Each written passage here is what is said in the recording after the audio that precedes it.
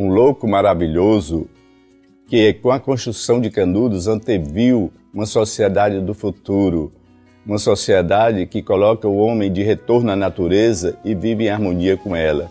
Uma sociedade que hoje todos nós aspiramos para um novo projeto civilizatório.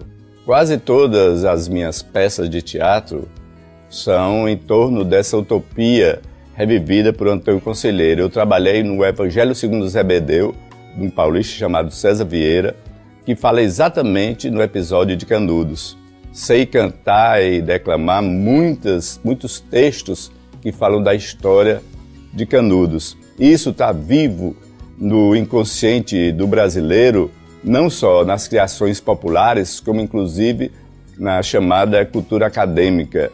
Antônio Conselheiro talvez seja o cearense mais brilhante que a história gerou.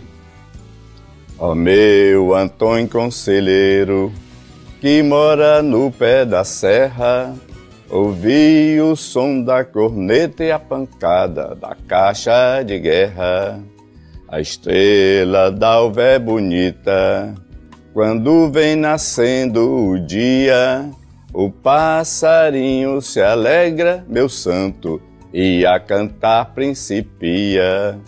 Essa é uma peça de reisado do Cariri cearense que mostra que Antônio Conselheiro está vivo no inconsciente coletivo do brasileiro. A construção de Canudos reacendeu uma utopia milenar que até hoje move nossos corações.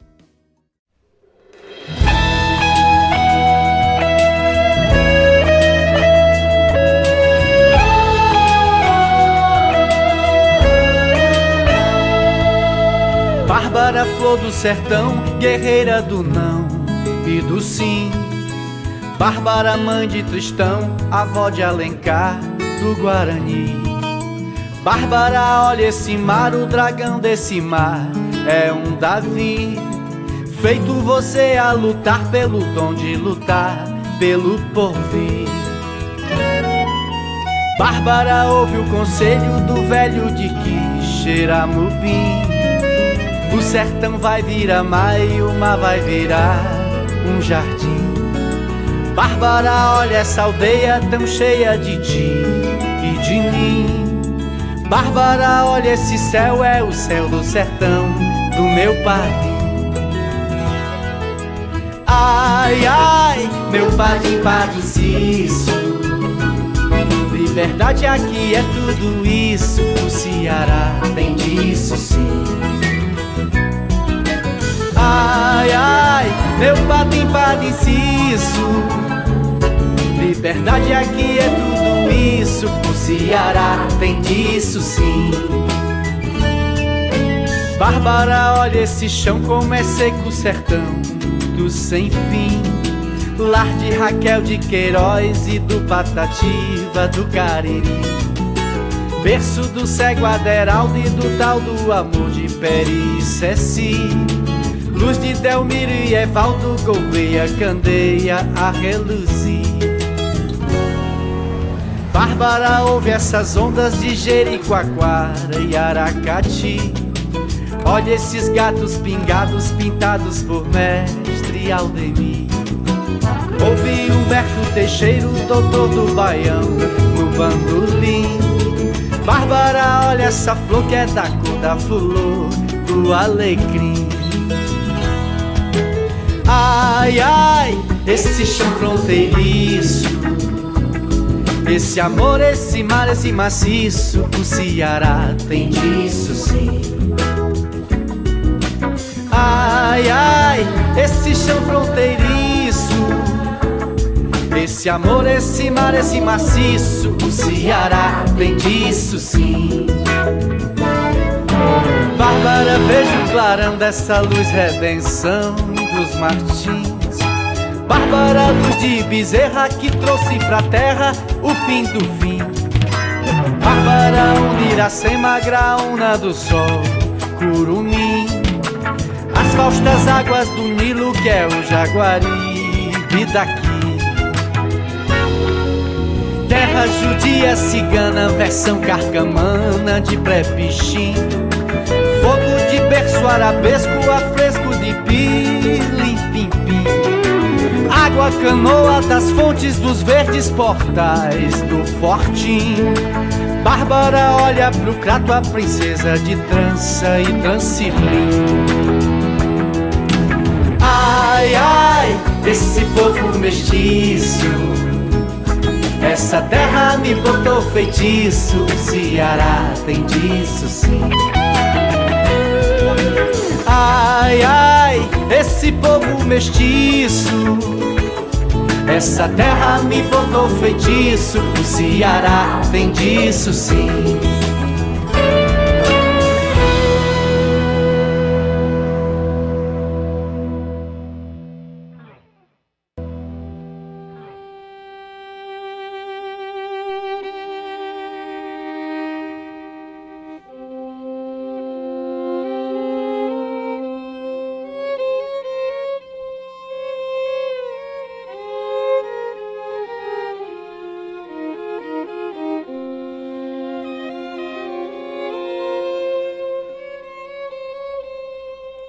Fé, misteriosa intuição que dispensa e desafia a racionalidade. Convicção plena de que algo nos espera além da morte. Convicção que faz matar ou morrer em nome da salvação.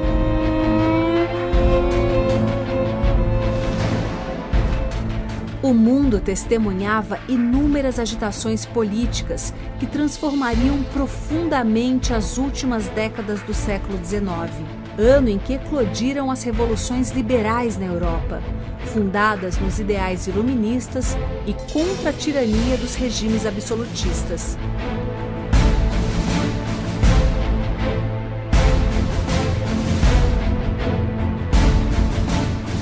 A insatisfação popular contra as extravagâncias pessoais e militares do rei Dom Pedro I chegava às vias de fato. A derrota na Guerra do Uruguai, travada contra a Argentina pelo domínio da província da Cisplatina, foi o estopim.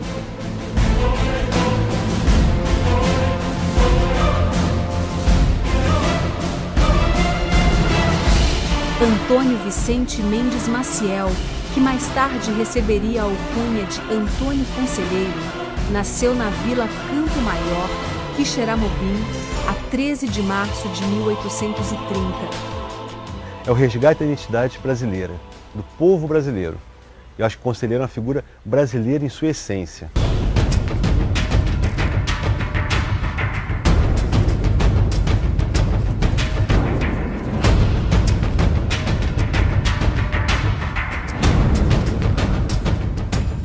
O Ceará foi colonizado sobretudo pelo interior, descendo os dois vales, o Vale do Jaguaribe e o Vale do Acaraú, e foram ocupando com as fazendas de gado e matando os índios e escravizando os índios. O Conselheiro nasceu em uma cidade, Quixeramobim, que sempre teve uma vocação para a pecuária, para a criação de gado.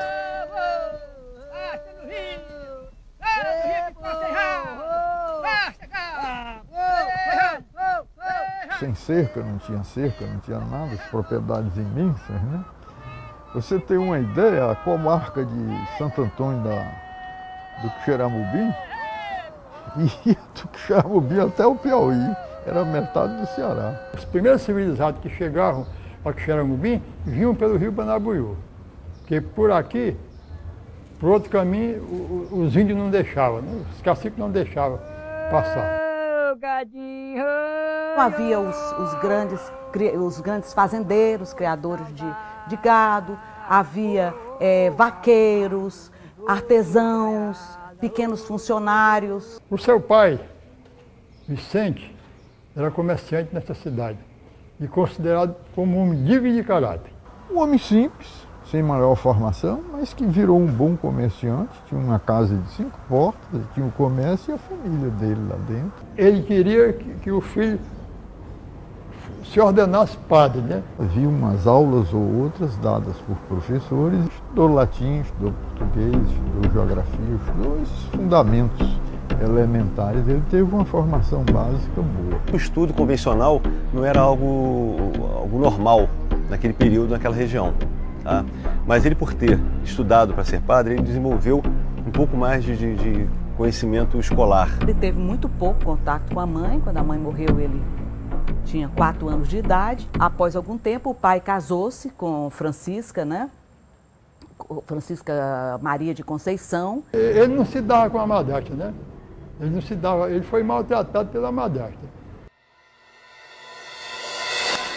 Ele tinha 25 anos e teve que assumir o espólio do pai, com muitas dívidas. No começo daquele tempo, tudo era bem baratinho, não ganhava nada de mercadoria, né? Mas não tinha nenhuma vocação para o comércio, ele não queria fazer isso. Cuidou das irmãs e cuidou do casamento dele. Um dia ele chegando em casa, aí pegou, ela namorando com um furriel, né? Acho que é cabo da polícia.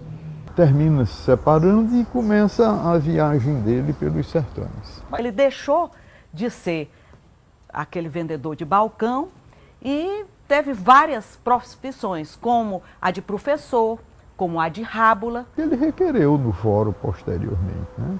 Ele foi um rábula que requeria a favor do povo e nem cobrava. Quando eram os pobres, ele não cobrava. E estando em Santa Quitéria, ele conheceu Joana, uma mulher chamada Joana Imaginária. Aliás, é um nome poético, um nome lindo.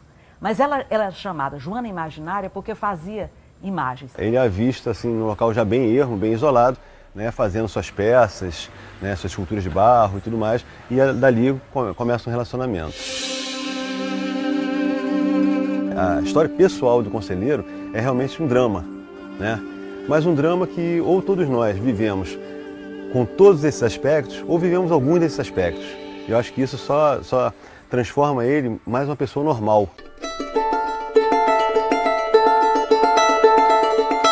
Em 1861, estoura a Guerra Civil Americana, que acabou trazendo enormes benefícios aos produtores de algodão do Ceará.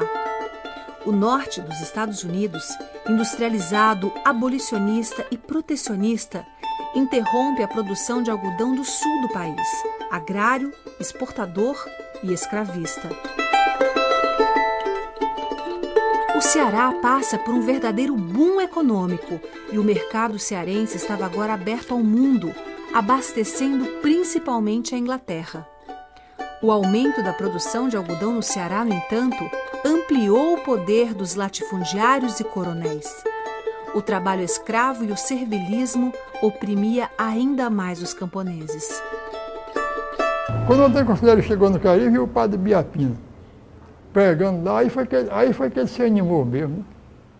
É muito possível e muito viável que o padre Biapina tenha sido o exemplo, como foi para muitos outros beatos que peregrinaram por esses sertões nordestinos. Biapina tinha uma palavra brilhante, arrecadava recursos e tudo e construía coisas, construía cemitérios. Casas de assistência a órfãos, construía igreja ou reconstruía, cemitérios, açudes.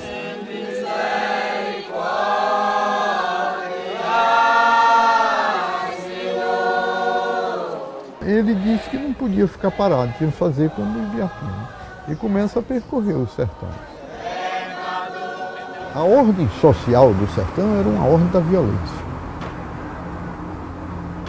Mandava quem podia e obedecia quem tinha juízo. Não havia Estado propriamente, não havia a presença da justiça, era muito raro. E o povo só tinha 2 alternativas para sair do mando dos potentados.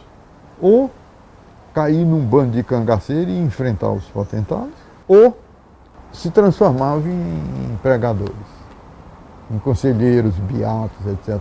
Ele era, sim, um homem religioso, tá? Mas a sua ação não era necessariamente religiosa, era, sim, solidária.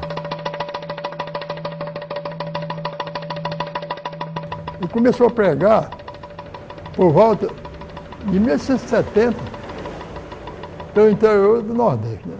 Ele passou em Assaré em 1873, já como beato e já pregando, já com alguns poucos acompanhantes. 2 anos depois ele já tinha um número muito maior de adeptos. Um número muito maior. Já andava com um séquito mesmo. Foi quando, em 1876, ele foi preso. Eles disseram que ele tinha assassinado a mãe dele. Olha, quando a mãe dele morreu, ele estava com 4 anos de idade. Como é que ele podia ter assassinado ela? Porque ele estava incomodando, ele estava perturbando, de alguma forma, a ordem. Ele estava perturbando parte da igreja, aquela parte mais oficial. A primeira perseguição que ele sofre é da Igreja Católica, instituída porque entende que aquele sujeito está dividindo a atenção e principalmente quebrando o monopólio de uma palavra que era da igreja. Tudo que se constrói naquele momento de mito dele é uma tentativa de denegrir a imagem dele, de esvaziar o poder de persuasão dele sobre o povo e principalmente desmerecer a possibilidade de um conselheiro pregar para alguém, ser exemplo para alguém. Por outro lado, havia párocos que adoravam a presença dele. Ele chegava, promovia, trazia pessoas para casarem, para se casarem, para se batizarem. Enfim, ele movimentava as paróquias. A implicância que a igreja cria contra o conselheiro era por uma questão, vamos dizer assim, de mercado. Ela entende que conselheiro tira seus seguidores. Ia levantar o muro do cemitério que tinha caído, ia fazer, ajeitar e pintar a igreja. Então, o seu lado de construtor era benquisto. E quanto mais o número das pessoas que compunham o seu séquito foi aumentando, mais ele foi sendo malquisto. Aí foi proibido de pronunciar sermões pela igreja em 1882. O conselheiro, quando passava por uma cidade, ia pregar na igreja. E proíbem a entrada dele, bem parecido com o pagador de promessa, de Jair Gomes. É Satanás! Só mesmo Satanás podia levar alguém a ridicularizar o sacrifício de Jesus. Não, padre, não! Por que não? Porque eu conheço ele. Deixa. É um homem de bem. Lúcifer também foi anjo. Mas eu O conselheiro, conheço antes de mais nada, está falando, embora não deseje diretamente, falando contra um poder instituído que é extremamente elitista, que é a base da desigualdade do Brasil até hoje e que é afirmado pelo latifúndio, pela escravidão e abençoado pela palavra da igreja naquele momento. Então o grande choque de conselheiro com a igreja é esse. O conselheiro não se via se chocando com a igreja, mas a sua palavra chocava. Em 1867, enquanto Antônio peregrinava e se tornava um conhecido orador pelo sertão nordestino, estoura a Guerra do Paraguai. O aumento da emissão de moedas para acelerar a economia e cobrir os gastos com a guerra estimula ainda mais a indústria têxtil. Com o término da Guerra Civil Americana, o comércio de algodão volta a se estabelecer, enquanto falta tecnologia para combater as pragas que assolavam o algodão cearense.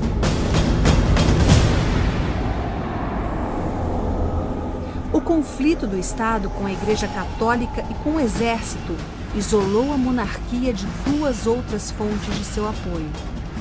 Após a Guerra do Paraguai, de onde o Brasil saiu vitorioso, os militares foram tornando público as suas queixas contra o Império, enquanto um grupo de oficiais difundia o ideal republicano e positivista, sob a liderança de Benjamin Constant. Foi verificado que ele não pesava sobre ele nenhum crime e foi solto. Mas ele, ao sair, disse aos seus seguidores: eu voltarei, estarei aqui dentro de tanto tempo. E voltou realmente no tempo previsto. E quando chegou num período marcante para toda a história do Nordeste, a seca de 77. A maior seca nesse período em que o conselheiro se constituiu enquanto Antônio Conselheiro. Então, na verdade, a identidade popular com Antônio Conselheiro é pelo seu olhar para o problema do outro. A importância dele para a igreja foi no sentido de quebrar um monopólio de palavra. Agora, a palavra da igreja, embora fosse religiosa não estava atendendo aos anseios dessa população mais excluída. Ele dá prosseguimento às suas andanças, à sua peregrinação pela Bahia, né? E já com maior prestígio. Alguns fazendeiros, por exemplo, gostavam muito dele, enviavam de presente para ele quando ele chegava em determinado local, enviavam um carneiro, enviavam um boi para alimentar toda aquela os seus seguidores. Isso começa a também preocupar outras instâncias do poder. Quando escravos se rebelam, saem das fazendas e buscam conseguir conselheiro, mesmo escravos alforriados, mas que não se submetem a ficar na fazenda a troco de comida, passam a seguir conselheiro, conselheiro passa a ser um incômodo também para essa estrutura econômica. Há uma certa inquietação com a presença dele, porque ele começa a organizar o povo para se autonomizar e produzir eles mesmos as suas condições de vida. Seus protestos contra a ordem estabelecida se agarraram com a proclamação da República, né? O Antônio se opunha ao novo regime que fizesse a separação entre o Estado e a Igreja e introduziram o casamento civil, né? E ele achava que o casamento civil era crime. O casamento era o casamento católico, na igreja, com o padre abençoando a decisão dos noivos, etc. E tem primeiro uma lista dele com relação à República. Curiosamente, quer dizer, a igreja que tanto perseguiu, né, uma declaração de conselheiro nesse sentido valeu para que acusassem conselheiro de ser monarquista e estar articulando uma revolta para a volta à monarquia. Mas, sobretudo, a República instituiu um sistema de arrecadação de impostos municipais brabo, né? Havia as feiras e começaram a cobrar das pessoas que tinham ali o seu lugarzinho onde vendiam. Então tem a célebre história da velhinha que vendia suas coisas e tal, e que o imposto que era cobrado era muito alto. Parece um fiscal e marca 1 metro quadrado e cobra a taxa ali em cima das buchas, que era mais alto do que o lucro da venda dos ovos. Aí ele chegava e dizia, não obedeça não, e rasgava as posturas municipais. Não tem que obedecer esse governo não, que ele é contra o povo. Quando o conselheiro prega contra os impostos, o conselheiro passa a ser definitivamente, ele fecha o cerco daqueles que ele incomoda, que é a instituição governo, latifúndio e igreja.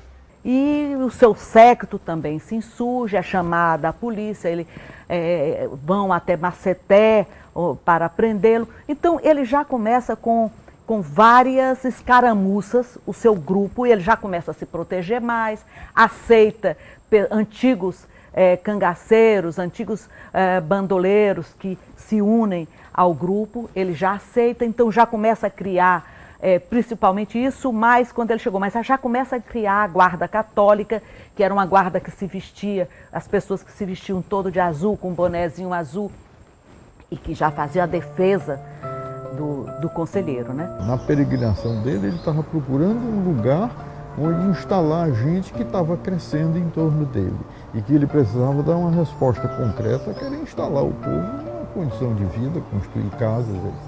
Aí foi quando ele fixou-se lá em Canudos, às margens do rio Vaza-Barris, no nordeste da Bahia. As casinhas de taipa e pau a pique iam surgindo às margens do rio Vaza-Barris. Uma rocinha aqui, outra ali, plantações de milho, feijão, criações de bode, galinhas, pequenas vendas e capelas. Em pouco tempo, milhares de famílias já moravam na comunidade chamada Canudos. Na Bahia, só Salvador era maior.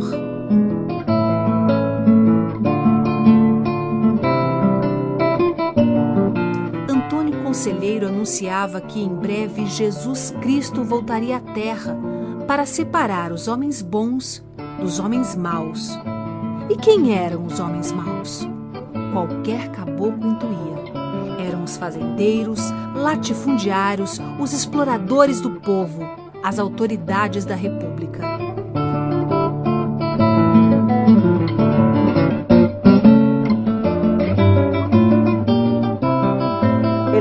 estava sendo perseguido, ele via que era preciso ter o seu lugar onde pudesse se estabelecer. Ele se estabelece lá em Canudos, muda o nome, passa a chamar o povoado de Belo Monte. Belo Monte é rodeado de montanhas, várias montanhas. Então, muita gente diz que ele era um estrategista, escolheu aquele lugar. Talvez também, ele conhecia como a palma da mão, ele palmilhou aquilo tudo, né? As suas sandalinhas passaram por todo aquele sertão, então ele conhecia bem. Ele quis, possivelmente, também criar a sua Jerusalém em um lugar protegido. Aqui, nessa terra de Deus, eu fundo nosso Império do Belo Monte. Nos 4 anos, digamos, de paz, ou quase 4 anos que Belo Monte viveu, é importante ressaltar que viveu também como qualquer uma das povoações do sertão. Viveu a sua vida normal de um povoado. Ele criou uma comunidade onde qualquer um poderia entrar, contanto que respeitasse a lógica, a norma. Ele pregava assim às 6 da tarde, esporadicamente, e lá não podia ter briga, desavença, nada assim. Qualquer um que chegasse e respeitasse aquela regra, ia ter sua casa construída pelos demais e viveria ali comunitariamente. Essa é a grande ameaça que o Conselheiro oferece para o Brasil, para o poder instituído no Brasil naquele momento. Baseado na agricultura de subsistência e na criação de boi para a produção de couro, aí a comunidade teve um crescimento extraordinário que atingiu uma população estimada entre 10 mil e 25 mil habitantes. Quando ele começa a se instalar em Canudos, aí vai crescendo. A igreja velha ele reconstrói, a igreja de Santo Antônio, e aí começa a construir a igreja nova. E fazia encomendas regulares a Juazeiro da Bahia para a compra de materiais, né? Então, um material que ele tinha encomendado, eram as madeiras, não estavam chegando. O cara lá enganou. Aí ele disse que vai buscar a força, as madeiras. E junto com um bocado de sertanejos que viviam com ele, manda aí. É quando há o primeiro conflito. Estava tudo preparado. Como era que ia ser? Ele até chamava lá a rua, e essa rua aqui, só que esse caseiro, essa rua aqui vai ser a Rua São João Batista, isso aqui é a Rua São Pedro, isso aqui é a Rua Santo Antônio, era assim. Imediatamente, isso foi comunicado ao juiz de lá e à polícia, e eles chegaram à conclusão que haveria uma invasão do Conselheiro à cidade de Juazeiro. E adiantando-se a isso, pediram ao governador o envio de um agrupamento militar para não permitir que Juazeiro fosse invadido. Eles vinham cantando os benditos, com aqueles estandartes com cruz e tudo. Eles não tinham armamento nenhum, eles tinham um facão, cacete, essas coisas. Chegaram e foram logo recebidos a bala. Foram recebidos a bala. Eles se entrincheiraram lá, era 150 soldados. Aí se entrincheiraram lá dentro, aí atiraram de pontaria segura. E eles enfrentam no peito. Morrem não sei quantos conselheiristas e morre também um bocado de soldado e o tenente, inclusive, depois enlouqueceu. Ficou tão chocado com a mortandade e com a coragem dos sertanejos, né, que fugiram, abandonaram. E chegaram cansados, esfarrapados, né? Então isso tudo já foi criando a mística de Canudos invencível, de Canudos difícil de conquistar.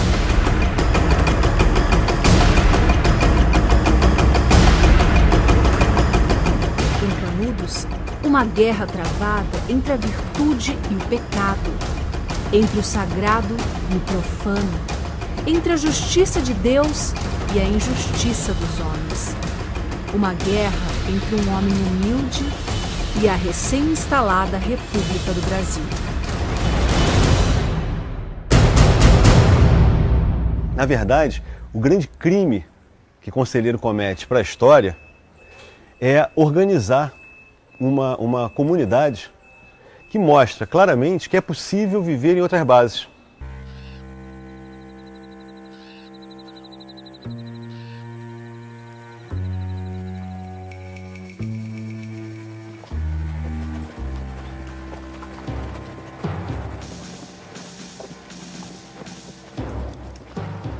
Da primeira expedição do Tenente Espírito Ferreira, passando pela segunda expedição do Major Febrônio, pela terceira expedição, que foi a famosa expedição, que é a do Coronel Moreira César, até chegar à quarta expedição, os armamentos foram crescendo a um ponto que no final da quarta expedição, metade do exército brasileiro estava à frente de Belo Monte, estava diante de Canudos, lutando para derrubar Canudos.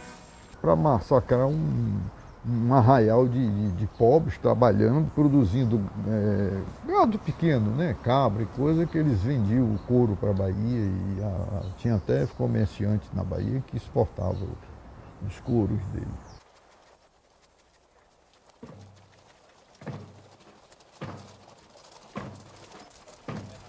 A terceira expedição foi a expedição que ficou no imaginário popular, porque quem a chefiava, o Coronel Moreira César, já era conhecido como um herói da República.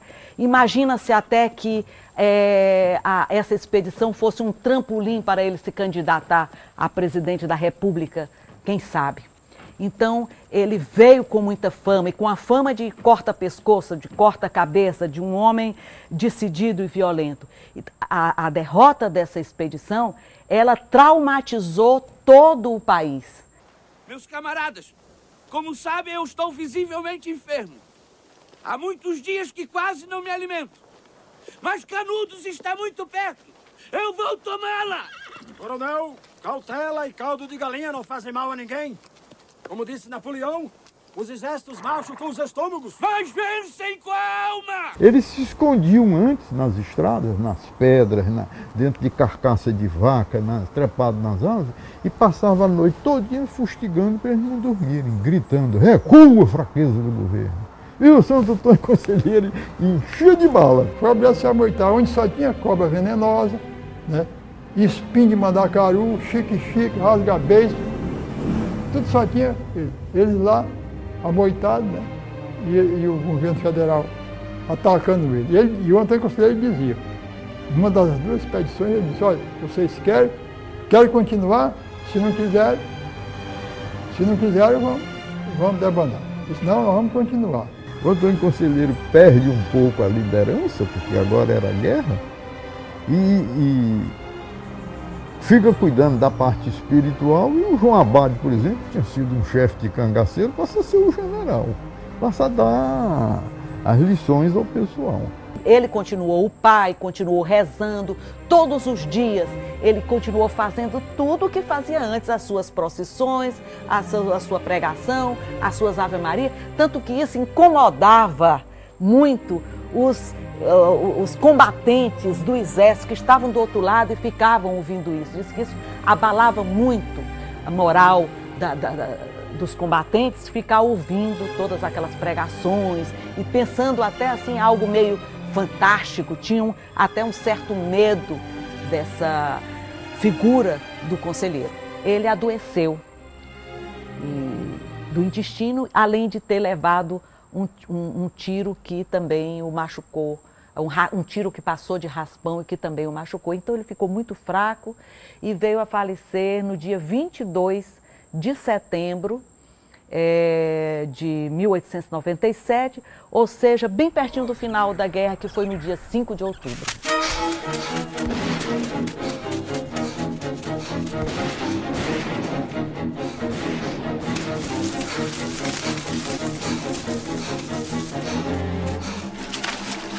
Bicho Belo Monte, aqui não tem nada pra vocês.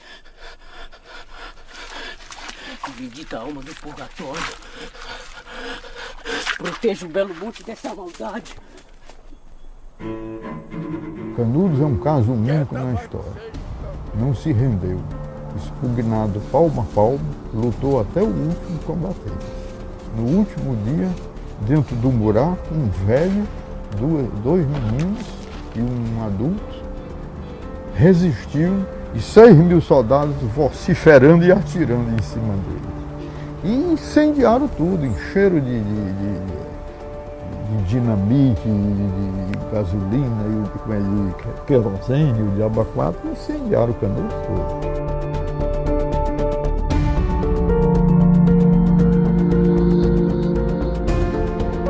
Se Canudos tivesse acabado resistindo ao exército e vencendo esse confronto, né, talvez hoje a história escrevesse que o exército brasileiro até então era louco por perseguir pessoas que estavam trabalhando por uma harmonia social. O que é que nós estamos fazendo? Cuidando da nossa vida, sem ofender a ninguém, ajudando a todo mundo aqui, recebendo todo mundo. Quem viesse era... Os escravos negros deixaram de ser escravos, vários remanescentes indígenas.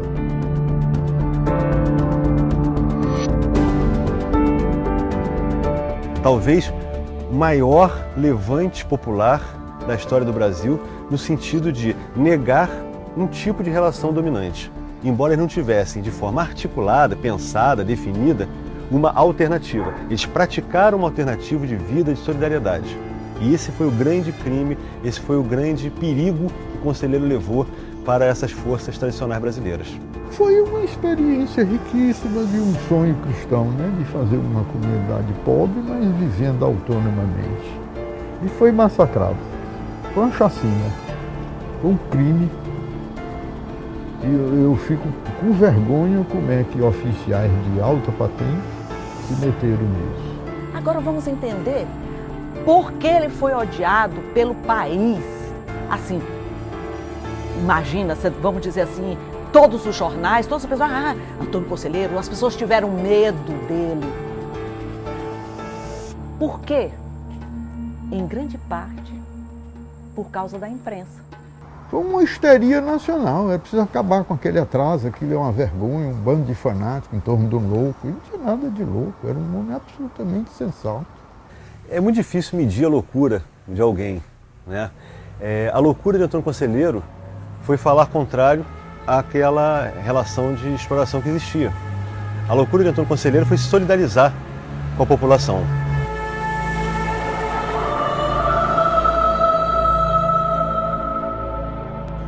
Canudos não se rendeu, foi um exemplo em toda a história.